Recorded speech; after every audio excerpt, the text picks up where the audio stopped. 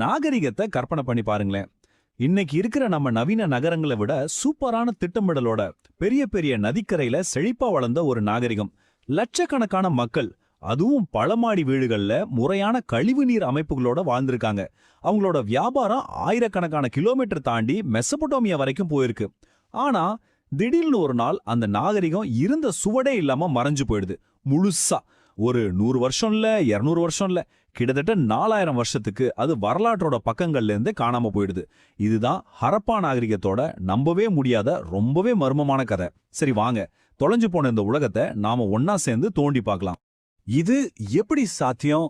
இவ்ளோ பெரிய, இவ்ளோ முன்னேறின, இவ்ளோ பறந்து விரிஞ்ச ஒரு நாகரிகம் எப்படி வரலாற்றோட பக்கங்கள்ல இருந்து முழுசா அழிக்கப்பட்டுச்சு? இது சும்மா தற்செயலா நடந்ததா, இல்ல இதுக்கு பின்னாடி வேற ஏதாவது காரணம் இருக்கா? இந்த கேள்விதான்